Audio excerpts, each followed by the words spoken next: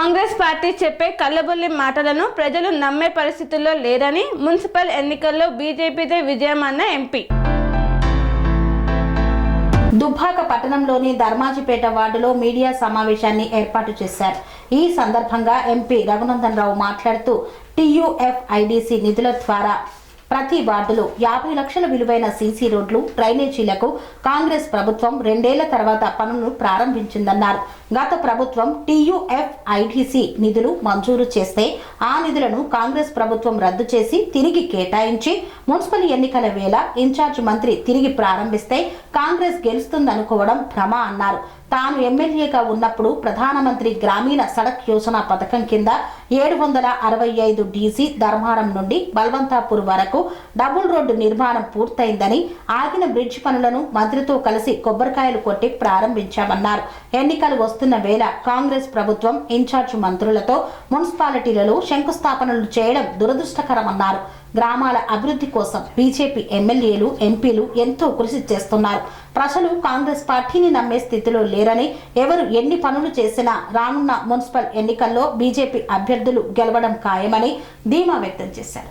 ఈ కార్యక్రమంలో జిల్లా అధ్యక్షుడు భైరి శంకర్, రాష్ట్ర కార్యవర్గ సభ్యుడు అంబాటి బాలేష్ గౌడ్, మున్సిపల్ అధ్యక్షుడు శ్రీకాంత్ యాదవ్ తదితరులు పాల్గొన్నారు. ఈరోజు దుబ్బాక మున్సిపాలిటీ పరిధి లోపల టీయూఎఫ్ఐడిసి నిధుల కింద ప్రతి వార్డులో సుమారు 50 లక్షల రూపాయల విలువ చేసేటువంటి పనులని 2 సంవత్సరాల తర్వాత కాంగ్రెస్ పార్టీ ప్రభుత్వం ప్రారంభించింది. ఈ టీయూఎఫ్ఐడిసి నిధులని గత ప్రభుత్వం మంజూరు చేస్తే తర్వాత వాటిని రద్దు చేసినామని, మళ్ళీ విడుదల చేస్తామని చెప్పి కొత్త ప్రతిపాదనలు తీసుకొని 2 సార్లు 3 సార్లు టెండర్లు పిలిచి క్యాన్సిల్ చేసి రేపు మాపు ఎన్నికల నోటిఫికేషన్ వచ్చేటువంటి సందర్భంగా అభివృద్ధి కార్యక్రమాన్ని ప్రారంభించడం అనేది ప్రభుత్వం ప్రజల పట్ల చూపిస్తున్నటువంటి అలసత్వానికి నిదర్శనం. నిజంగా కాంగ్రెస్ పార్టీకి చిత్తశుద్ధి ఉంటే ఇదే టీయూఎఫ్ఐడిసి నిధులతోటి 2 సంవత్సరాల నుంచి మున్సిపాలిటీల అభివృద్ధి కోసం ఎందుకు పనిచేయలేదో ఒకసారి సమాధానం చెప్పాల్సినటువంటి అవసరం ఉంది. అంతా పూర్తి అయింది, ఏనుగెళ్ళింది తోక మిగిలింది అన్నట్టు దుబ్బాకలో ఒక ఐటీఐ భవనం మిగిలిపోయింది. దానికి 10 లక్షలు ఇస్తే ఐటీఐ భవన నిర్మాణం పూర్తి అయిపోతుంది. దాని పక్కనే టాటా అడ్వాన్స్డ్ ట్రైనింగ్ ఇన్స్టిట్యూట్ని ఓపెన్ చేయొచ్చింది ప్రభుత్వానికి, కానీ ప్రభుత్వం కోట్లాది రూపాయలని మంజూరు చేసి విడుదల చేసినటువంటి నిధులు 5 లేదా 10 లక్షల కోసం ఆగిపోయినటువంటి ఐటీఐ భవనాన్ని ఈరోజు దాకా ప్రారంభించకపోవడం అనేది కాంగ్రెస్ పార్టీ పనితీరుకి నిదర్శనం. ఇట్లా ఎన్నికల ముందు వచ్చి కొబ్బరికాయలు కొడితే ఎలక్షన్లలో గెలుచుడు సంగతి దేవుడరు, కానీ పార్టీ ప్రజలలో బదనామవుతుంది కాంగ్రెస్ పార్టీ అనే విషయం వాళ్ళకి అర్థం కావట్లేదు. భారతీయ జనతా పార్టీ ఎవరెన్ని కథలు పడ్డా, ఎవరెన్ని ఇచ్చేసినా దుబ్బాక మున్సిపాలిటీ పరిధిలో ఎగిరేది భారతీయ జనతా పార్టీ జెండా అనేటువంటి సంపూర్ణమైనటువంటి విశ్వాసం నాకుంది.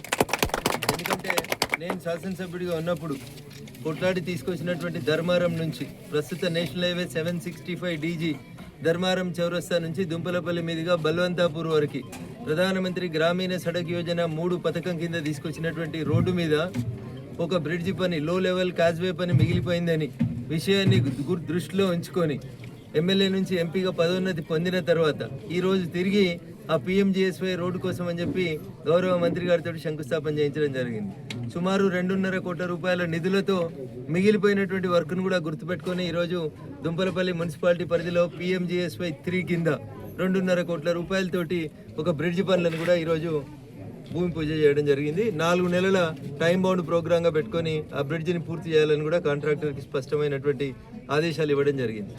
ఈ రకంగా మేము ఎక్కడున్నా భారతీయ జనతా పార్టీ నాయకులం, ఎమ్మెల్యేలం, ఎంపీలం అభివృద్ధికి పర్యాయపదంగా గ్రామాలను నిలపాలని, మున్సిపాలిటీని నిలపాలని మేము పనిచేస్తుంటే కాంగ్రెస్ నాయకులు, మంత్రులు, ఇన్ఛార్జి మంత్రులంతా ఎలక్షన్లు వచ్చినాయి కాబట్టి కొబ్బరికాయలు కొట్టే కార్యక్రమాన్ని మొదలుపెట్టినారు. ఇది దురదృష్టకరం. మీరు ఎన్ని చేసినా మున్సిపాలిటీ లోపల గెలిచేది భారతీయ జనతా పార్టీ అనేటువంటి ఒక స్పష్టమైనటువంటి సంకేతాన్ని ప్రజలు ఇస్తున్నారు.